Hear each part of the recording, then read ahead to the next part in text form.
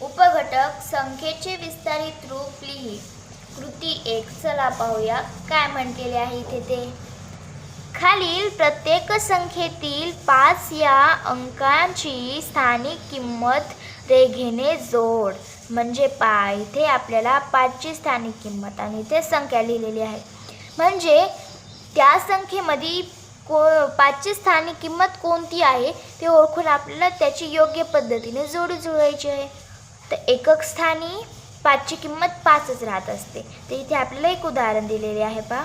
इथे एकक स्थानी 5 आहेत आणि स्थानिक किंमत 5ची 5 आहे. याची जोडी कशी जुळवलेली आहे तशा प्रकारे आपल्याला इतर जोड्या जुळवायच्या आहेत. तर चला आपण आता पहिली संख्या पाहूयात. तर पहिली संख्या आहे 45,678. त्यामध्ये 5ची स्थानिक किंमत किती आहे तर 5 हा अंक हजार स्थानी आहे. तर 5ची स्थानिक किंमत किती असेल 5000. इथे एक शून्य, इथे एक शून्य, इथे एक शून्य आणि इथे 5. तर 5ची किंमत काय झाली स्थानिक किंमत बरं का, किंमत नाही स्थानिक किंमत काय झाली तर 5000. तर यामध्ये 5000 कुठे लिहिलेले आहे बरं तर हे आहे 5000. तर याची आणि याची आपल्याला जोडी जुळवायची आहे अशा प्रकारे. आता आपण पाहूयात दुसऱ्या नंबरचं. इथे 4950 ही संख्या लिहिलेली आहे. यामध्ये 5ची स्थानिक किंमत काय आहे तर ती आहे 50. कारण की 5 कोणत्या स्थानावर आहेत तर ते आहेत दशक स्थानावर. दशक स्थानावर 5ची किंमत काय असेल 50. तर 50 कुठे आहे पहा इथे आहे 50 लिहिलेले. तर आपण याची आणि याची जोडी जुळवूयात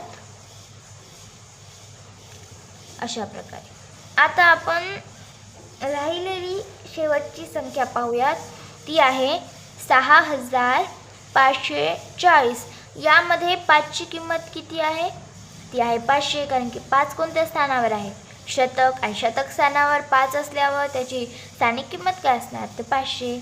तर 500 आहेत इथे आणि आपण याची आणि याची आता जोडी जुळवूयात अशा प्रकारे. आपण इथे कृती क्रमांक 1 सोडवलेली आहे. आता आपण पुढच्या पानावरील कृती क्रमांक 2 पाहूयात. कृती 2 संख्या एक रूप अनेक. म्हणजे इथे पहा आपल्याला काय लिहिलेले आहे संख्या एक पण रूप अनेक. म्हणजे इथे एकच संख्या आहे पण लिहिण्याची पद्धत त्याचे रूप अनेक आहेत. तर चला पहिल्यांदा पाहूयात आणि आपल्याला इथे रिकाम्या जागा ज्या दिलेल्या आहेत ना तिथे योग्य अंक लिहून ती संख्या तयार होईल असे करायचे आहे. तर पहा आपल्याला इथे पहिल्यांदा रिकामी जागा दशक अधिक रिकामी जागा एकक लिहिलेले दिसत आहे बरोबर. आणि संख्या तयार झाली पाहिजे ही 7865. तर इथे आपल्याला काय लिहावे लागेल एकक स्थानी आणि दशक स्थानी. जर आपण सर्वांना माहिती आहे दशक जर असेल तर स्थानिक किमतीमध्ये 1 शून्य वाढतो आणि एककला एकक जशी संख्या आहे तसेच राहते. तर आपण जर इथे एकक स्थानी 5 लिहिले तर 5ला 5 राहणार. आणि जर दशक स्थानी 7 8 आणि 6 लिहिले तर 1 शून्य वाढणार. म्हणजे ही संख्या काय होणार 7860 आणि त्यामध्ये अधिक केले 5 एकक म्हणजेच फक्त 5 एकक स्थानच्या अंकाची स्थानिक किंमत तीच राहत असते म्हणून 5. तर संख्या काय मिळणार 7865. म्हणजे तयार झाली नाही संख्या. अशा प्रकारे आपल्याला इथे दिलेले सर्व सोडवायचे आहे. तर चला आपण पहिले सोडवले आता आपण दुसरे पाहूया. एकक एककची स्थानिक किंमत मी आताच सांगितली की एकक स्थानी जो पण अंक असेल त्याची स्थानिक किंमत जी आहे तीच राहत असते. म्हणजे संख्या ती आहे तीच राहत असते. तर आपल्याला इथे पूर्ण संख्या लिहावी लागेल कारण तेवढे एकक म्हणजे तीच संख्या असते. म्हणून आपण जर इथे लिहिले 7800 65 एकक. तर ही संख्या काय झाली 7865च. एकक स्थानी जो पण अंक असेल त्याची स्थानिक किंमत तीच असते. त्यामुळे इथे आपल्याला 7865 लिहायचे होते, आपण इथे लिहिलेले आहे. आता आपण तिसरे पाहूया. इथे आपल्याला विस्तारित मांडणी लिहायची आहे या संख्येची. 7000 अधिक 800 इथे लिहूया अधिक 60 अधिक 5 म्हणजे 7000 अधिक 800 अधिक 60 अधिक 5 बरोबर मिळणारी संख्या कोणती, तर ही आहे ती संख्या 7865. तर चला आता आपण याच्या पुढील पाहूयात. इथे रिकामी जागा शतक अधिक रिकामी जागा दशक अधिक रिकामी जागा एकक असे लिहिलेले दिसत आहे. तर एकक स्थानी आधी आपण 5 लिहूयात. एकक स्थानी 5 लिहिले तर याची किंमत काय झाली, स्थानिक किंमत झाली 5. आणि दशक स्थानी आपण इथे 6 लिहूयात. तर याची स्थानिक किंमत काय झाली 60. 60 अधिक 5 किती होतात 65. आणि शतक स्थानी जर आपण 78 लिहिले 78 तर याची किंमत किती असते, तर ती असते शतक स्थानच्या अंकाची स्थानिक किंमत लिहित असताना 2 शून्य वाढवायचे असतात. तर इथे पहा आपण 78 लिहिलेले आहेत.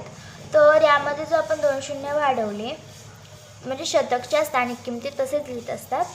तर तसे जर वाढवले तर इथे संख्या काय तयार होणार 7800. आणि इथे काय तयार झाली ती 65. तर 7800 मध्ये जर आपण 65 मिळवले तर किती होतात 7865. तर झाली का नाही तयार ही संख्या.